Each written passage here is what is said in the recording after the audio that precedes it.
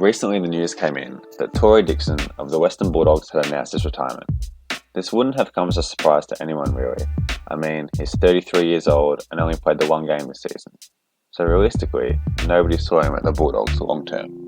While there were a few articles announced in the news, there really wasn't much of a celebration of his career that great players usually get. And sure, you might not consider Dickson a great player, as he is never among the best few players in the league. However, I would argue that he is great, and surely has one of the most uniquely impressive careers and deserves a great deal of respect. Right off the bat, he did not follow the traditional path into AFL, where teenagers are drafted right out of high school. Standing an unspectacular 184 centimetres and not particularly fast, Dickson was first forced to play in the VFL for a few years with Frankston Dolphins and Bendigo Bombers, as well as spend some time in the local leagues with Noble Park and Beaconsfield.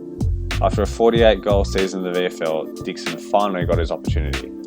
Pick 57 of the 2011 AFL draft, the pick right before recently crowned Brownlow medalist Lachie Neale, Tory Dickson was drafted. While not the typical way to get onto an AFL list, he had finally got his opportunity at 24 years old. Now, while he had been drafted, the Dickson selection was still a speculative pick. I mean, he was a mature age selection and the Bulldogs had already drafted 3 players before him. His own coach from Noble Park, Mick Fogarty, said, "Once he gets into an AFL environment and gets himself AFL fit, he can play a role as a defensive forward, no doubt." But those expectations were certainly surpassed. Dickson was more than merely a defensive forward, and he played more AFL games than all of the players the Bulldogs drafted before him combined. Dickson's first 3 seasons in the league were solid, playing 17 and 13 games in 2012 and 13 respectively, before a pectoral injury kept him to just 4 games in 2014. But even in those limited appearances, Dickson had shown something unique. While his stats didn't look outstanding, he had a tendency to kick some real solid-sized hauls. In his first 34 games at AFL level, he had 5 bags of 3, 2 of 4, and a big game of 6 against Adelaide. He clearly had the talent to play in the AFL. Now he just needed a solid run in the team and find that consistency. 2015 was that year. Along with Luke Dalhouse, the two were the only players who played every game for the Bulldogs that season. Not only did he not miss a game, he kicked 50 goals for the year, coming second in the Bulldogs goal kicking, only behind Jake Stringer. And this wasn't the Jake Stringer who gets mocked nowadays for being a bit bulky and slow. No, it was the year he kicked 56 and made the All-Australian team. Dickson's haul of 50 included bags of 4 against Richmond, GWS, Collingwood, Essendon, North, and a huge game of 7 against the Dockers. The Bulldogs narrowly went down to Adelaide in an elimination final by 7 points, but nobody could blame the loss on Dickson. In his first ever final, out of Dickson's 5 kicks, he kicked 5 goals straight, keeping the Bulldogs in the match. Only 9 players in the league kicked more than him this season. 8 of the 9 players have made All-Australian teams, and the only one who hasn't is Taylor Walker, who is Adelaide's all-time leading goal kicker and was captain for 5 years.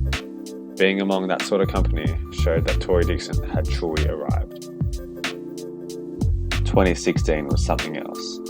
Again, he was second in the Bulldogs goal kicking behind Stringer, but this was the season that the Western Bulldogs broke their 62-year premiership drought, and Dickson was a key contributor in that. The Bulldogs finished 7th on the ladder, a position no side had ever won the premiership from. The first 2 finals the Bulldogs won fairly comfortably, Dickson contributing 2 goals 2 against West Coast and an uncharacteristic 1 goal 3 against Hawthorn, the 2 grand finals from the previous year. While he didn't have his best games, the Bulldogs didn't need him to.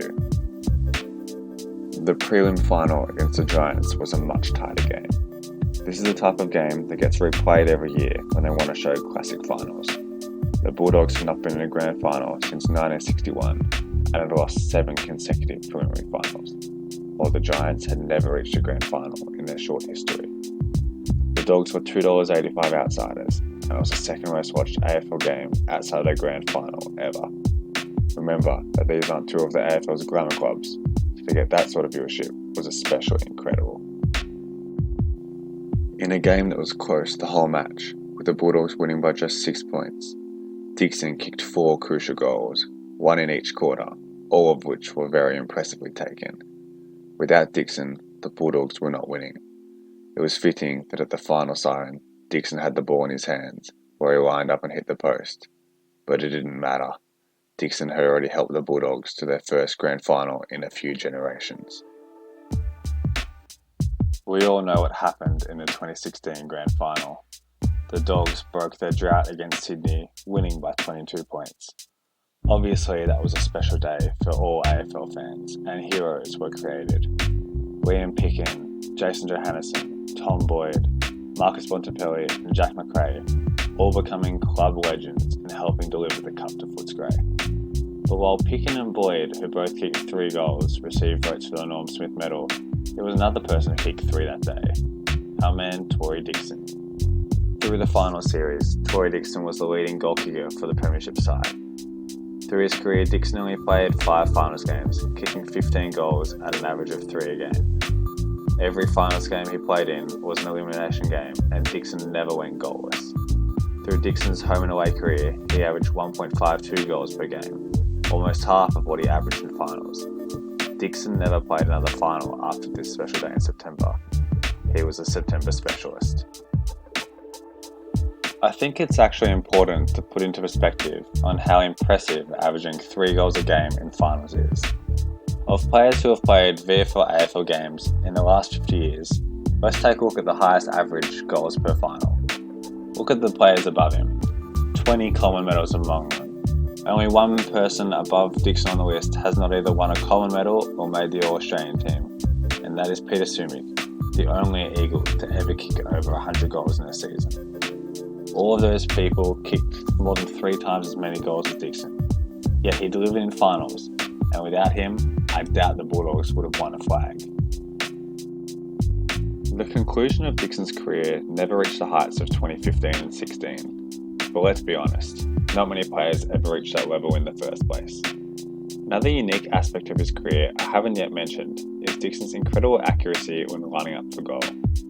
Among players who have kicked over 100 goals, Dickson is the most accurate kick for goal ever when looking at goals converted compared to behinds, with almost 75% of his scoring shots going through his goals.